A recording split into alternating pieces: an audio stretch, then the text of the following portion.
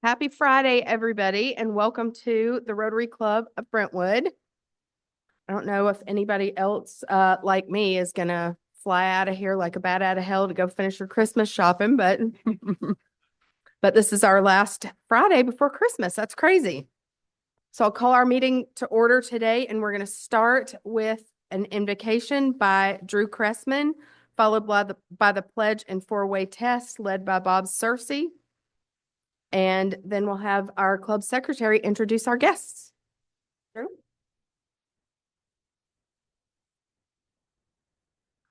Let's pray. Mighty God, we give you thanks for this day, the blessing of another day, for the opportunity to gather with our friends and serve our community. And we give you thanks for the gift that you sent to save us, that we celebrate this season. Forgive us when we stumble. We pray for our friends that need your hope and healing. Bless this meal and our time together. Grant us wisdom and courage to honor you in all we do. We pray in Jesus' name. Amen. Will you join me with pledge allegiance? I pledge allegiance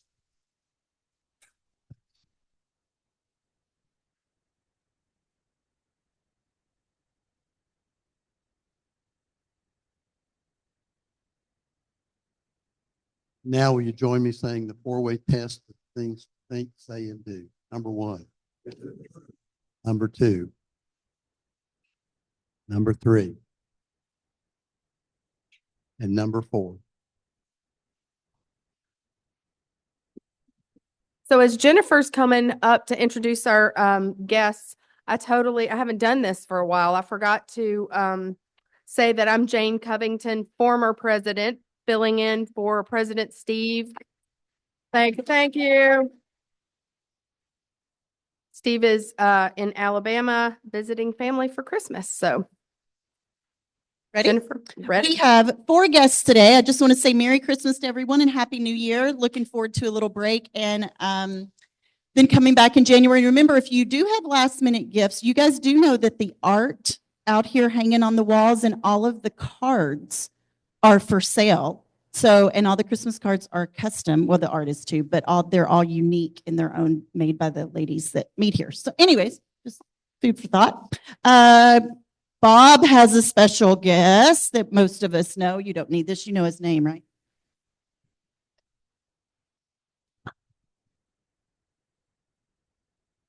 Our son, Clay, who absolutely loves to come to Rotary. He asks me every week. We love Clay. We love having him. Welcome, Clay. Roger has a guest today.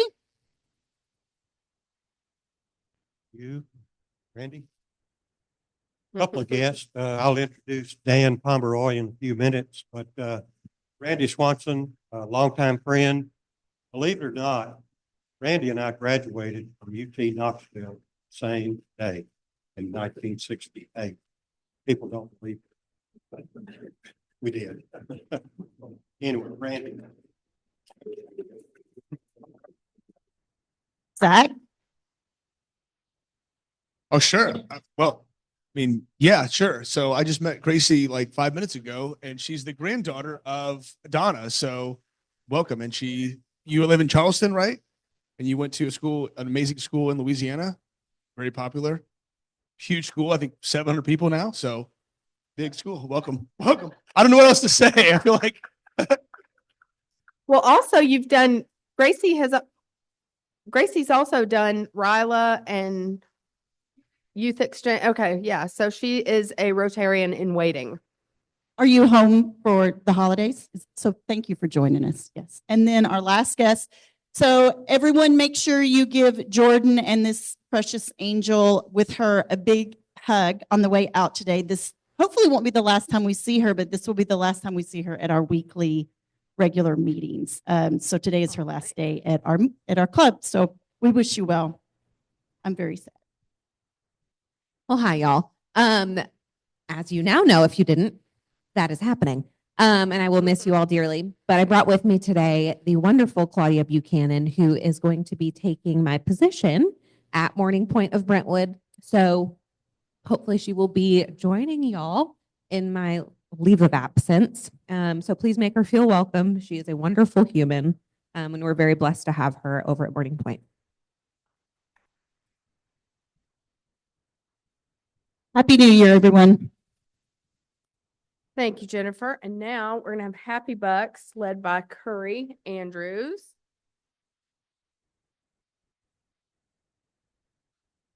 Who's happy?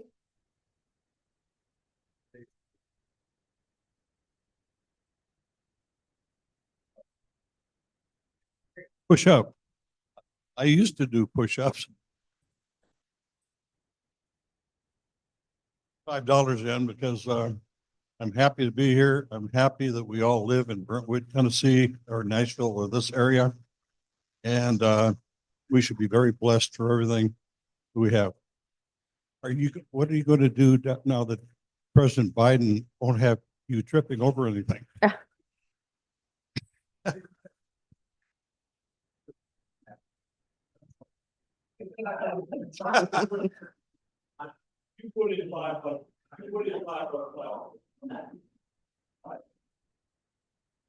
I'm putting in $20, but only 10 of it's for me and then 10 of it's for Pat Ryan.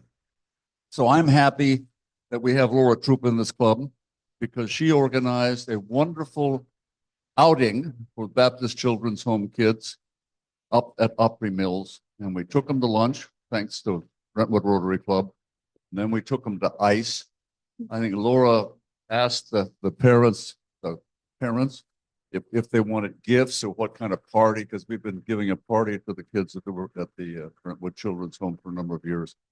And they said, well, how about rather than gifts, an outing to get them in the Christmas spirit and to get them out of the home where they're cloistered and things of that sort. So off we went to Opry Mills and we had a wonderful lunch. And then we went to ICE, which is where all those Chinese artisans cut up the ice and make an incredible place. It's cold in there, baby. And Laura has some incriminating pictures of Rotarians sliding down on their butts on the ice. Okay. Well, I'm happy, but I'm also sad taking $10 from Ambassador Bowers here. He was my ride. I asked him to borrow $1 and he didn't have it. So I said, no, it's not worth 20 bucks. But knowing he's an Army vet, I really feel bad now. My happy my happy buck is for those who remember last Saturday, the Navy righted the ship and took out the Army Black Knights in very convincing fashion. So go Navy.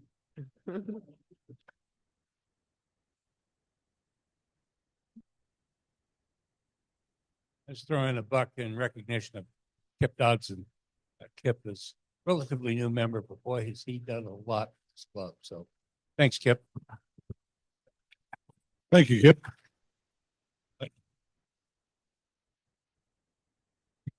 I'm happy for all of our visitors, but I'm especially happy to see Clay today, Bob's son. Hey, Clay. Okay.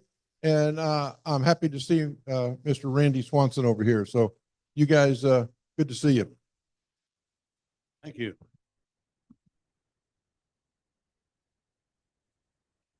I tell you what, I didn't have any money. Bob Thompson gave me $5. Is that not a true Rotarian? Yeah. I don't really have anything important here other than my son. I dreamed of taking him to a playoff game with the Ole Miss Rebels, and it just never materialized this year. But my son called me Tuesday. And by the way, he made more money than I did in his first year out of college than I did this year. So, and he said, hey, Dad, I wanted to spend some father-son time with you.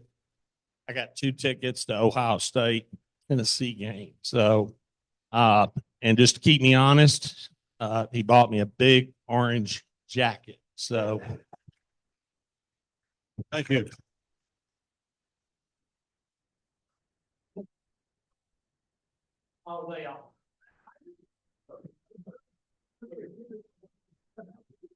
the orange goes back a long time ago.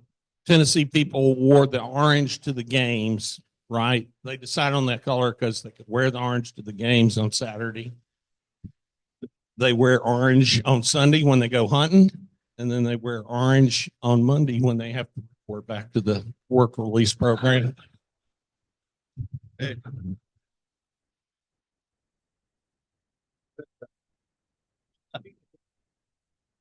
Well, I've got my own microphone. Thank you for that. I appreciate it. So this is an additional appreciation for Laura Troop. Those of you who have made foundation pledges, who have not yet honored them by donating the money to the foundation. Laura's made it very easy. You don't have to have a checkbook. Just see her at the end of the meeting today, and she will be able to take care of it and get your donation solved. So thank you for that, Laura. You're back again? Back again. Couldn't find $1, but I found 4 quarters. So it's going to suffice today. I can also verify what Linus just said because that's how I took care of my foundation stuff and it was easy peasy. So see her. That's not what this is about. But for those of you who know, my husband has been deployed over in Lebanon and he surprised me and is currently on his way home right now. And I get to pick him up from the airport tonight. So very happy. Congratulations. That's great. Norris? Nor everyone knows that Norris is almost celebrating his 50th year in Rotary. Oh, wow. And he is to be congratulated.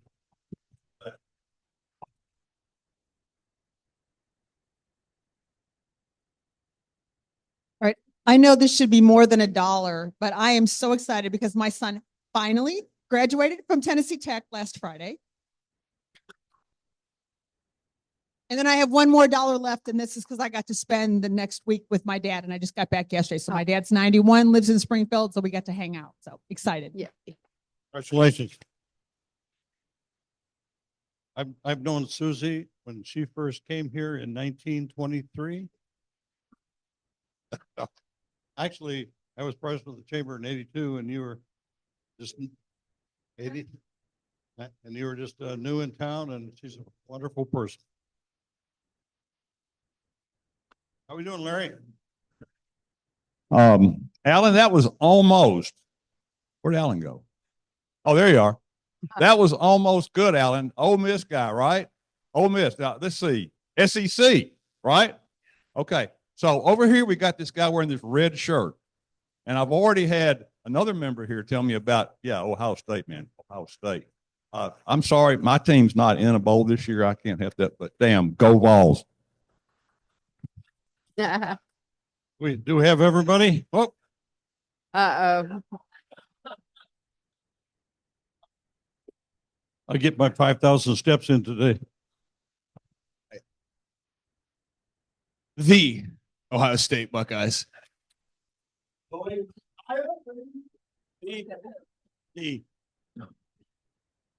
Anybody else? Do we have everyone? Okay, thank you. Awesome. Okay, now I'll ask Roger Greenup to come and introduce our program for today.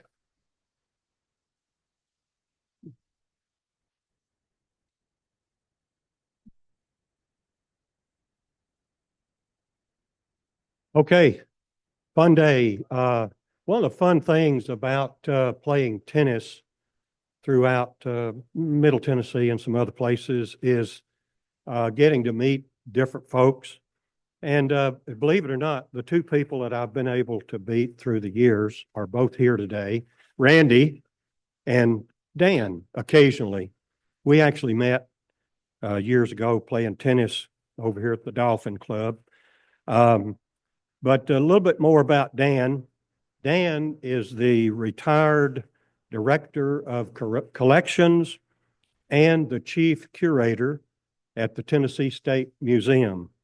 If you don't know, the Collections Department is responsible for collections management and curatorial work at the State Museum, including historical interpretive development, temporary, traveling, permanent, and auxiliary exhibitions, including the Tennessee State Sports Hall of Fame. During Dan's tenure, the new Tennessee State Museum was opened in 2018. If you haven't been there or you haven't been to the website, it's quite a fantastic place.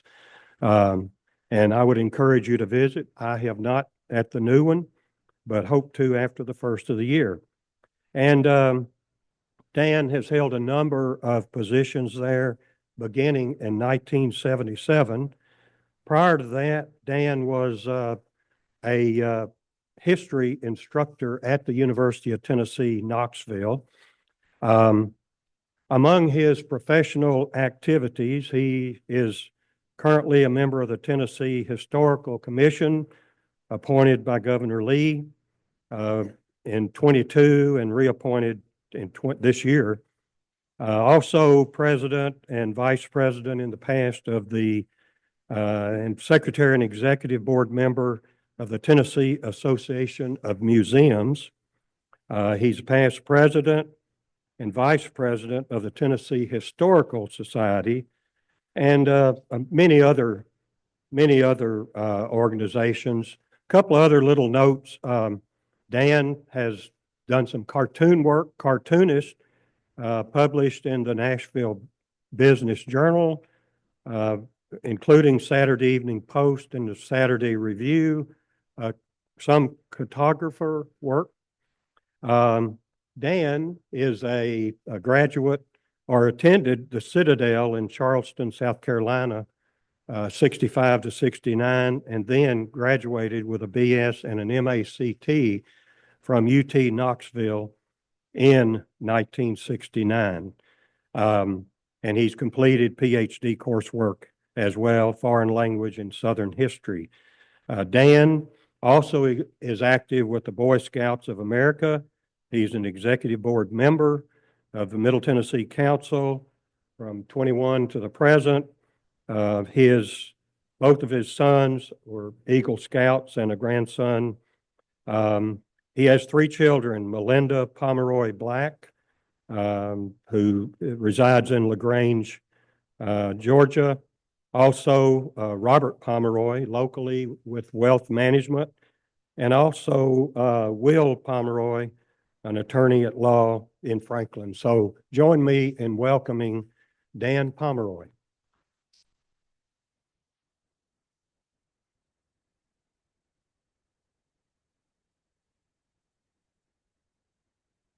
Well, thank you. A pleasure to be here. That guy you introduced is a lot more impressive than I am, so I hope I can live up to all that. I'm going to try to give you a brief history of the State Museum going back to 1818 and its beginnings, and try to get you out here in time for you to get back to your job. I'm in the comfortable position of not having to get back to a job. This is the new State Museum. It's on the Bicentennial Park, and right across the way is a brand new State Library and Archives. I'll show you that in a minute.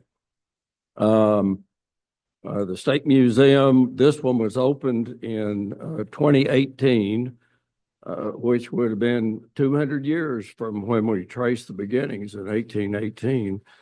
And it's the first time since 1818 that it's been its own building above ground. So, and I compliment Bill Haslam, Governor Bill Haslam. He made this possible. I don't think anybody else could have done it. He put an amendment in the budget in 2015 after he was elected for a second term, and then he raised an additional $30 million. I think there's a lot of Haslam names making donations.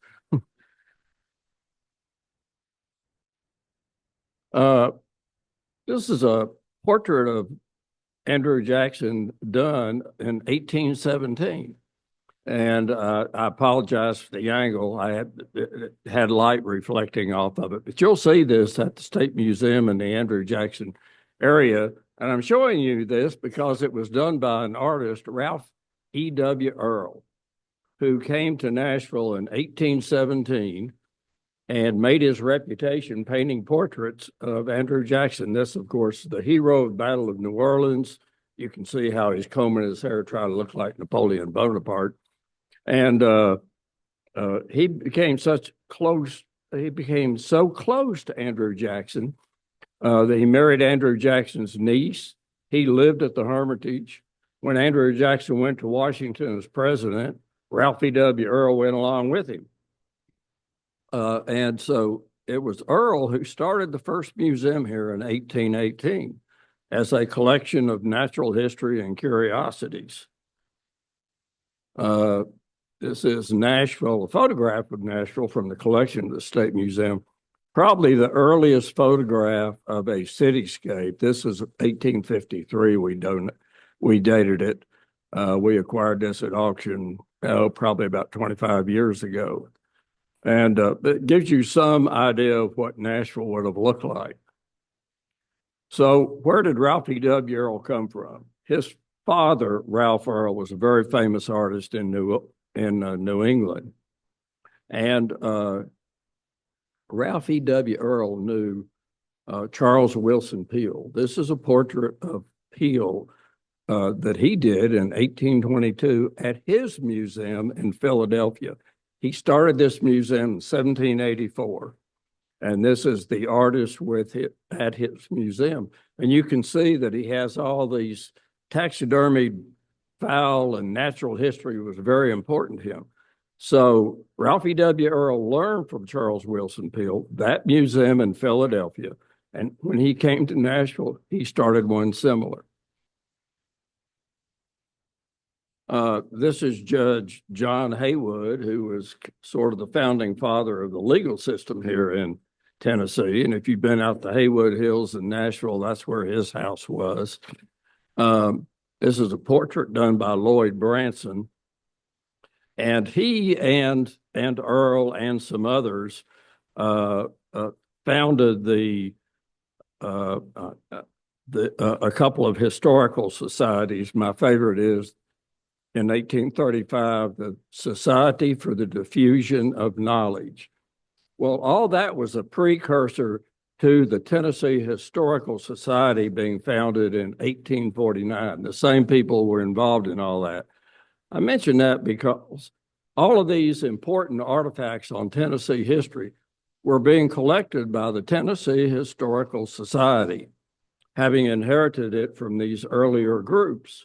And they were collecting Tennessee history. The state of Tennessee, nobody else was collecting Tennessee history. State Library was not established until 1852, and it really ended up having a room up at the state capitol. So the Historical Society's collection is extremely important, and it is now resides either at the State Museum or the State Library and Archives through a 1927 agreement, and it is the bedrock foundation of the collection. The state capitol was built between 1845 and 1859, started being occupied in 1853. This is a photograph by George Barnard of the Capitol during the Civil War. You can see how the grounds, it's still almost a construction project. And those tents are Union soldiers. It became a fortified position of the Union during the Civil War. But the Historical Society moved its collection into the state capitol in the 1850s. And the collection went to some other places. This is Sarah Polk, the wife of President James K. Polk. She was very important in preserving the collection and the mementos of Tennessee history. As the wife of an ex-president, they took most, if not all, the collection to her house in downtown Nashville, knowing that she would not be molested by the Union Army. they figured if that collection was up at the state capitol, it would be robbed, stolen from, and from what I know of history, they would have been correct. So she really safeguarded the collection and was a very important donor, and also until I think she passed away in 1893. So she's extremely important in preserving Tennessee history. This is the Watkins Institute, which was built with a donation from Samuel Watkins for the business education of the youth. This is on Church Street. For a while, the collection moved to the Watkins Institute. So it moved around to different places. The Historical Society itself became moribund during the Civil War and did not get started up again until 1873. So the collection was moving around, finally got back up to the state capitol. This is the library at the state capitol. If you've never been to the state capitol, you need to go up there and take a tour. This is a fabulous room. I tried to find a picture when it had all kinds of battle flags and portraits. Cheek by Jowl up here, which is where the collection of the state library and also the collection of the Tennessee Historic Society was all jammed into this library. So there was not really a permanent home for the collection historical artifacts. That began to change at the end of World War I. This is a parade near the Hermitage Hotel of the Tennesseans coming back from World War I. And so there was a great interest now in memorializing the veterans of World War I, and Tennesseans came up with a practical idea. We will build a building to memorialize the veterans of World War I, but we'll also make it an operational state office building, which is why we got the War Memorial Building, which opened in 1925. And as part of the War Memorial Building, you are to have a museum to remember veterans. And there was a Captain Beersworth who had collected World War I artifacts.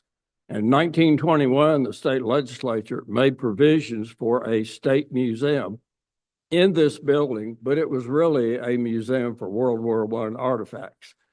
And later, and it was in the basement there on the wing near the Hermitage Hotel. Later in 1937, the legislature, it had collections from Game and Fish Commission, Daughters of the American Revolution, the Confederate veterans, the Spanish-American War veterans. So you had all kinds of different collections that were on exhibit in there and really being maintained by a bunch of volunteers. In 1937, the legislature passed a law creating what we know today as the Tennessee State Museum for the purpose of bringing together the various collections under one management, but it was really still run by volunteers. The State Library and Archives was not built until 1952. That's also a memorial to World War II veterans. So part of the collection then moved out of the state capitol, some out of the War Memorial Building, to this building after 1952. This included original Civil War flags. I think the State Museum's got 38 original Civil War flags.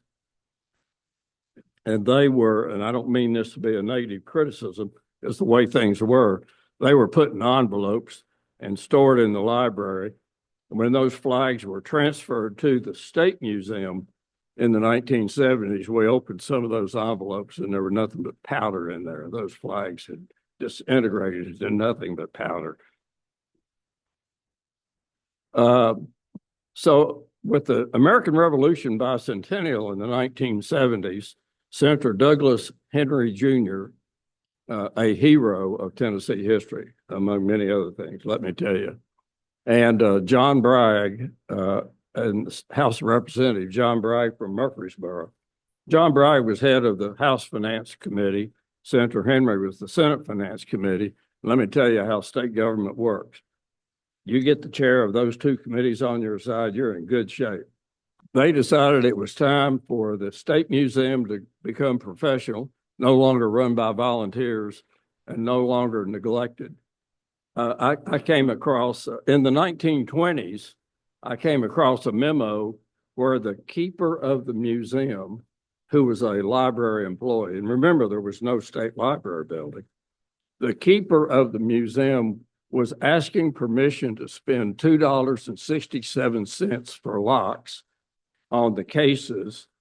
This was 1927, because people were stealing artifacts out of the State Museum. And I think he got permission to spend the $2.67 to put locks on the cases. So in the 1970s, there was a big movement to build a Tennessee Performing Arts Center, headed up by Martha Ingram. Martha Ingram's from Charleston, by the way. And so Senator Henry and John Bragg said, well, a Performing Arts Center sounds good, but what if we also have a new state museum down there? So for the first time, the State Museum was going to be professional, and it was all in the basement of this building, which is actually the James K. Polk building. It also houses the Tennessee Performing Arts Center. So instead of having a parking garage underground, we ended up getting a new state museum. This is some of the exhibits from that museum. I was privileged to work on that, and it was wonderful. I think we had some amazing exhibits, and I hope some of you were there. I run into people now that are middle-aged, and they tell me that they went down there with their school group. It's a reminder that I've been around a long time and got a lot of years on me. So I guess I'm not letting the cat out of the bag here. That building, the James K. Polk building, is in terrible shape. And I know there are those in state government who, and I think you're going to see that building disappear from the landscape of Nashville eventually. The State Museum needed to move out of there. The environment was terrible. You don't want high and then low humidity. You sure don't want water leaks, steam leaks. We had, I think we had a $2 million insurance claim on one incident down there one time. So Bill Haslam, he and his family up in Knoxville have been long supporters of public history. And after he was reelected, as I said, he put an amendment on the budget of $120 million, no bonds, just going to pay. And then he was going to promise to raise another 30 million, which he did. And so this building opened in October of 2018.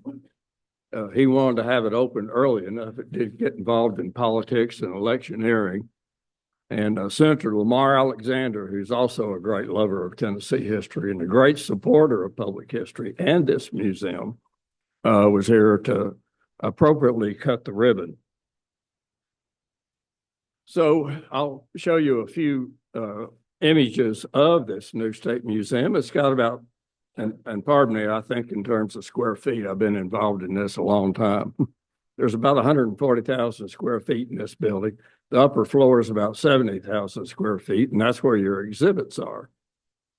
You start chronologically with early Tennessee, and this little theater right here, you go back for about 10 billion years with this little theater.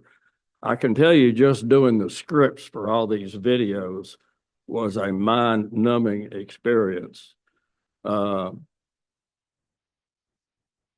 And so the next group is Forging a Nation. And this we get into a lot of Native American history. We had to have a whole committee of Native Americans who were involved with this and interpreting this area. Fortunately, I graduated from high school with the guy who became the authority on Cherokee history. So I was able to call Dwayne up and say, hey, Dwayne, I need your help. And this gets into of course, the Andrew Jackson period, an exhibit in there on enslaved people. the Conestoga wagon came from Upper East Tennessee. Those wagons had blue wagons. The beds were blue, and you can still see the blue on this one. This wagon came down to Tennessee from Virginia and then went from Upper East Tennessee all the way down to Texas. We have documentation then it came back up to Upper East Tennessee and was still maintained by the same family. And I wanted to show you this in the American Revolution section. You're going to see an original 13-star United States flag from the 1700s. There's probably only 20 of these known to exist anywhere. Years and years ago, we had Fonda Thompson, the flag expert, survey all the flags in our collection. We've got over 500 flags in the collection. I knew this flag was there. I've seen a record of it, but it was in storage, never saw it. She came to us and she said, do you know what you've got here? You've got an original 18th century 13-star United States flag. We don't know how it came to Tennessee. We know the children from South Carolina, the children of two signers of the Declaration of Independence, came from South Carolina to Nashville, and it's probable that they brought this here. And you'll see the star pattern there. Everybody's familiar with the Betsy Ross flag. Betsy Ross, by the way, never made a United States flag, but it's a great myth, and I'd stick with it. But you've seen the Betsy Ross flag with the circle of 13 stars, and such a pattern did exist, but there were no rules on the pattern of the stars, and you can see the stars here. This flag is silk, and you can see it's trying to go back to dust. We didn't have a law setting the star pattern until 1912. So that's why U.S. flags have all kinds of different star patterns. But this is a jewel, and we didn't have the funds to get it conserved, restored, and mounted. But with this new museum, we had the funds to do it. So you'll see it on exhibit. And here's a printing press, one thing that I'm very proud of. We got, it's Common Press. We got Clinton Sisson, the University of Virginia, to make this by hand decades ago. And we have staff there that will operate it and print on it. So you do have little working dioramas and venues throughout the museum. Then you move on to the Civil War and Reconstruction era, and again, a nettlesome period of history to interpret. I kind of got in the history business through the Civil War. My mother, two grandfathers, one was in the 5th Pennsylvania Cavalry for 4 years. Her other grandfather was in the 14th Virginia Cavalry. I've always said I'm glad they were poor shots, or I probably wouldn't be here. So the Civil War is something I've spent my life trying to figure out. And the very rich exhibits. You can see a portrait of Nathan Bedford Forrest there in the background. That is one that Forrest sat for in Huntsville, Alabama, and had painted by Nicola Marshall, who was also had to sign the Great Seal of the Confederacy. And he actually owned that portrait and it hung in his home in Memphis. But you can see the electronics there in this new museum. On the background there, you see a Civil War soldier on the screen. You can touch that screen, and that Civil War soldier, George Watson from Murray County, Tennessee, will interpret the various battles he's in. And depending on the time of the Civil War, his uniform will change from when it's all spiffy and new in 1861 to where you see him there at the Battle of Franklin. And he looks like he's kind of been through the mill. Then you move on to the change and challenge from 1870 to 1945, women's suffrage. You'll see an exhibit there on Alvin York with his Medal of Honor and the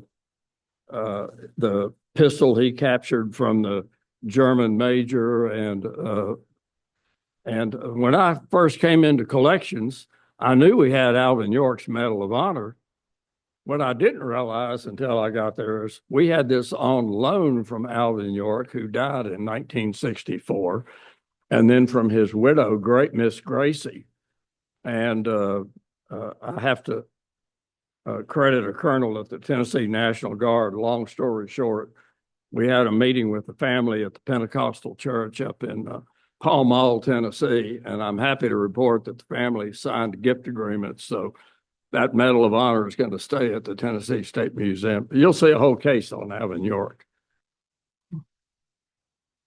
And then Tennessee transforms, 1945 today. Significant exhibits there on the civil rights movement. And there are also, there's 4 different galleries where the museum can mount permanent changing exhibits. The next exhibit coming up, I think, is a history of photography in Tennessee. This is still up, but it ain't going to be up long, an exhibit on Tennessee furniture. And I think we've got, when I came, there were maybe 3 pieces of Tennessee furniture in the collection. I think there's 5,000 pieces of Tennessee furniture. And one of my favorite is that desk in the background there you see on the left. That was made by Moses Crawford, who was the first cabinet maker in Tennessee in 1775. Interesting thing about him is he was a loyalist to the king. So he was brought up by the Committee of Safety in Upper East Tennessee. He had to post a significant bond and had to have some of his neighbors swear that he would support the Patriot cause. In fact, his brother ended up spying for the British. And on the right, way back in the back, is a hand-carved bishop's chair from what is now Christ Episcopal Church, Christ Church Cathedral downtown. So they put up some wonderful changing exhibits. This is the new State Library and Archives, which opened just a couple of years ago. And it is just across the way from the State Museum. And this is wonderful. Kim Hinton, the architect of the mall, did the library and archives, did a fabulous job. And the collegiality between the 2 institutions, the State Museum and the State Library and Archives, has really been wonderful.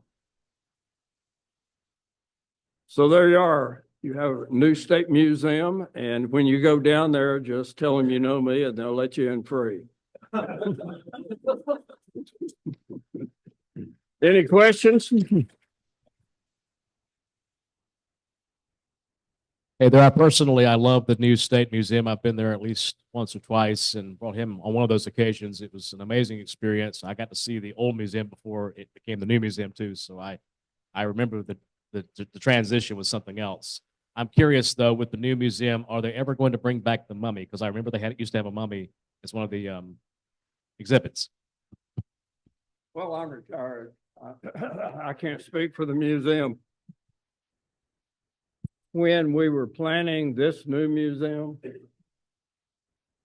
the ethical issues about exhibiting human remains are profound. We had a whole committee together, which includes my good friend. I'll be meeting with him this afternoon, Nick Fielder, the former state archaeologist, and other people, experts from around. And we even were in conversations with Egypt as to whether they would like to have this returned to Egypt. As you know, that's been going on. It was brought to Tennessee in 1859 and it's in the Tennessee Historical Society collection. So that's another legal layer. And that was the time in the 19th century when specimens were being brought to Great Britain, United States, from all over the world. We were on such a tight deadline, we could not make an ethical decision to exhibit it. And if you exhibit it, how's it going to be exhibited? As one of the architects told me, Dan, you're doing a 5-year project in 2.5 years. When we were. So we ran out of time. The mummy is protected. It's in collection storage. And I should mention, again, I'm going to praise Bill Haslam. The museum is now finishing a 95,000 square foot collection storage building that has microclimates in it. In other words, you want low humidity with metals, you want higher humidity with wood. It's got microclimates, and it's about we're about to transfer the collection. If you go through the State Museum, the artifacts you see on exhibit, there's about 1.5%, 1.5% of the entire collection. So the collection is probably 180,000 artifacts. It's all being moved to this new collection storage, including the mummy. I don't think realistically you're going to see that mummy being put on exhibit anytime soon. Hello, Mr. Pomeroy. Charles Grumman. I was your son's Sunday school leader for years at Christ Church Cathedral. Would you permit me? I'm very much aware of that. Yeah, I knew you'd remember. I know I got the beard. I thought maybe I'd be hard to recognize. We were both, I was your age when you were Robert's father. My son is vice president of wealth management at U.S. Bank. That's You awesome. are largely responsible. Thank for you that. so much. Yeah, thank you so much. I really appreciate that. Can I take 15 seconds and tell a great story about you and being a father? Your son, I knew both of them, Will and Robert, of course, but I knew Robert better. They were both Eagle Scouts. Robert, one day was driving to work after college, after high school graduation at least, I can't remember, and saw a guy go off the road and hit a telephone pole or something. And he thought it was a drunk driver, and he was mad. He got out of the car and he was going to give that guy a piece of his mind. Turns out the guy was having a heart attack.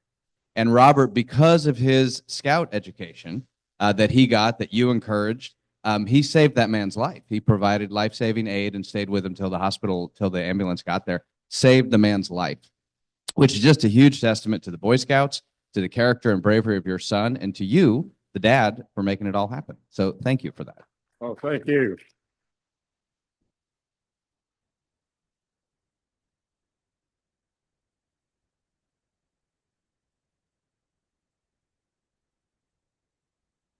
I just want to thank you and all the people that made this museum possible. I'm a museum junkie.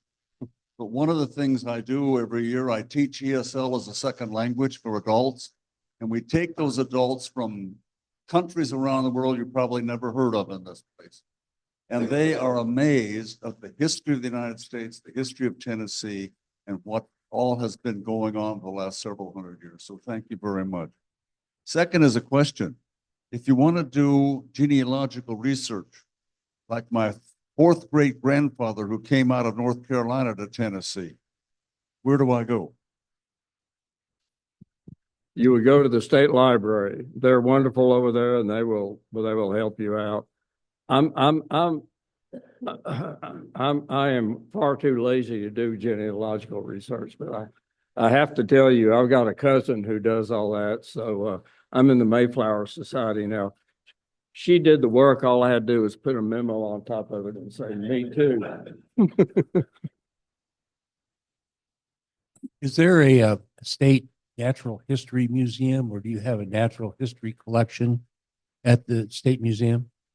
The natural history collection, going back to the old game and fish collection, is at the state museum.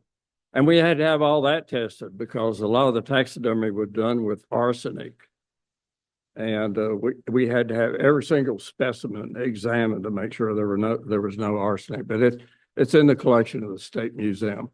Some of it is on loan. If you go to the Children's Museum in Oak Ridge, you will see our polar bear there.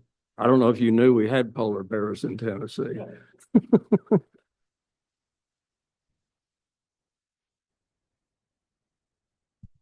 Seems rather sad that only 1.5% of the collection is on display. What would it take to get more of it out where the public can see it?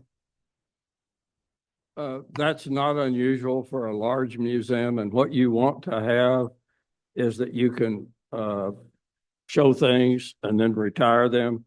The Civil War flag story that I told you, we've got the flag of the I think it's the 10th Tennessee, from the Lebanon Grays, and it's all white.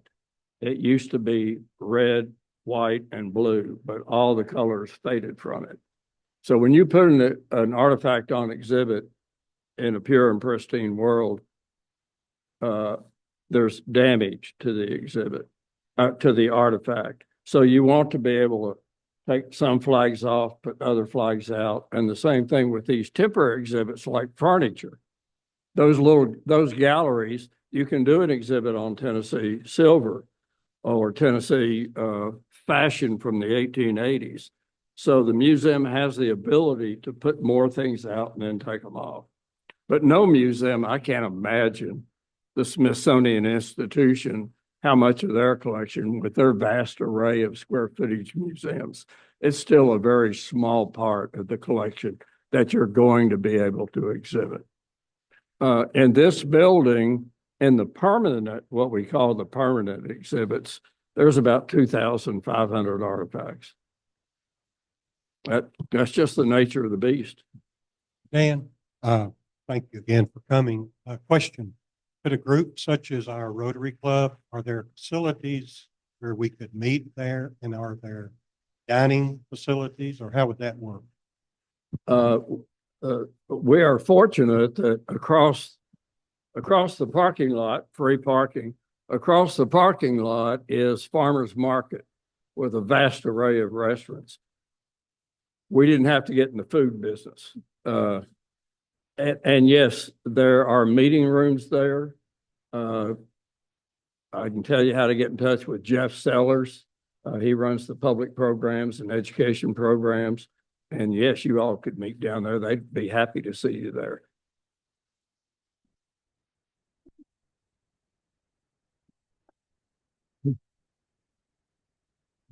Thank you.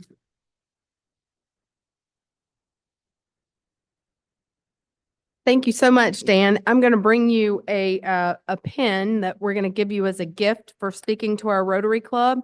And we ask that you use it to sign a book that I will also hand you that our club reads to elementary school children. And when we read the book, we tell them about the speaker who signed the book for us. So I'll bring that in just a second. I want to share with you guys a really neat message that Curry shared with me to close us out today. May the spirit of the season infect you with an abundance of joy, happiness, and love for family, friends, and fellow man. Merry Christmas and Happy New Year. We're adjourned.